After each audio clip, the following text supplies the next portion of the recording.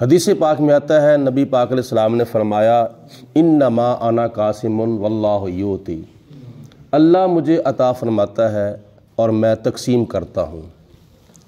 اور جو نبی پاک علیہ السلام کی تقسیم پر مطمئن نہیں ہوتا، ایمان نہیں لاتا، وہ مسلمان نہیں بلکہ وہ منافق ہے، بخاری شریف کی حدیث پاک کے مطابق۔ اور نبی پاک علیہ السلام نے صحابہ کرام کے اندر جو شانیں اور عظمتیں تقسیم کی ہیں وہ صحابہ کرام کو منظور تھیں، تو آج کل کے مسلمانوں کو، نام نہاد کلمہ پڑھنے والوں کو منظور کیوں نہیں ہے؟ ان تقسیموں میں سے ایک تقسیم یہ ہے کہ نبی پاک علیہ السلام نے حضرت علی المرتضیٰ رضی اللہ تعالی عنہ کو غزوہ خیبر کے موقع پر جھنڈا عطا فرمایا تھا کہ اے علی یہ جھنڈا تجھے میں دیتا ہوں اور اللہ تعالیٰ تیرے ہاتھوں خیبر کا قلعہ جو ہے وہ فتح فرمائے گا۔ اور نبی پاک علیہ السلام نے حضرت سیدنا صدیق اکبر رضی اللہ تعالی عنہ کو مسلح عطا فرمایا، اور یہ تقسیم نبی پاک علیہ السلام نے ان کی عمروں کے مطابق بالکل ٹھیک کی تھی۔ آج کا مسلمان اگر کوئی کہتا ہے کہ نہیں جھنڈا اگر صدیق کو مل جاتا، مسلح اگر علی کو مل جاتا تو میں نے کہا یہ حضور علیہ السلام کی تقسیم ہے، 1400 سال پہلے حضور علیہ السلام نے تقسیم فرمائی ہے، اور نبی پاک علیہ السلام کی تقسیم جو تھی وہ بالکل ٹھیک تھی۔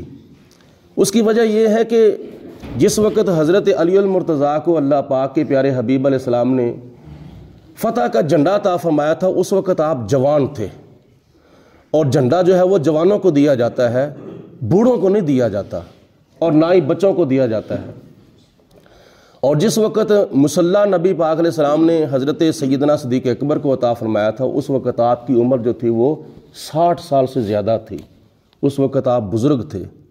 تو جھنڈا جوانوں کے لائق ہوتا ہے اور مسلح بزرگوں کے لائق ہوتا ہے، اور دونوں ایک دوسرے کو جو کچھ بھی ملا تھا یہ خوش تھے۔ جب ان کو کوئی اعتراض نہیں تھا تو آج کل کسی مسلمان کو کیسے اعتراض ہو سکتا ہے؟ اور پھر صحابہ کرام آپس میں بھی خوش ہوتے تھے اور حضور علیہ السلام کی تقسیم پہ بھی راضی ہوتے تھے۔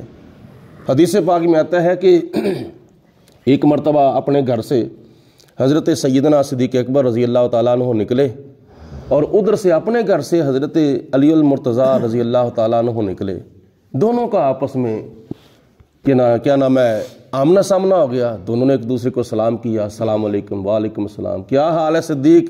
ہاں الحمدللہ۔ کیا حال ہے علی؟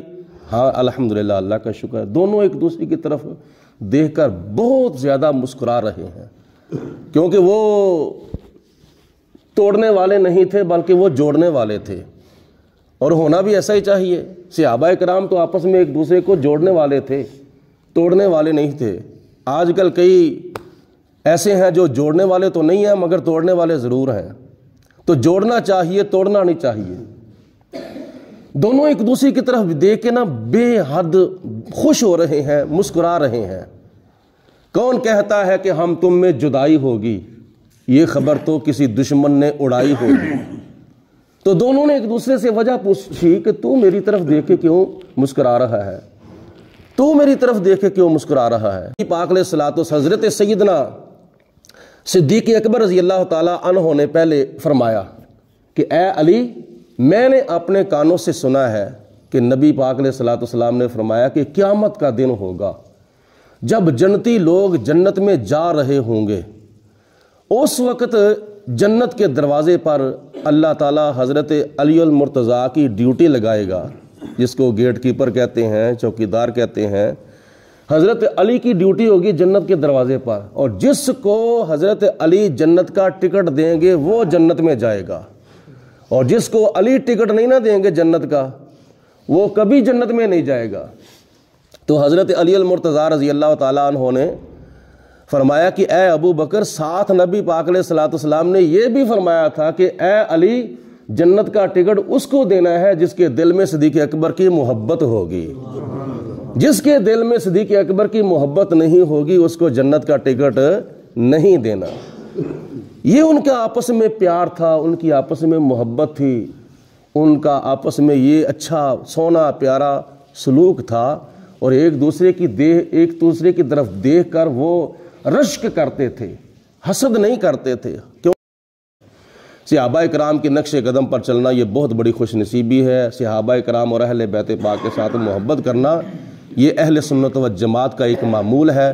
اللہ پاک کی ذات ہم سب کو عمل کرنے کی توفیق عطا فرمائے۔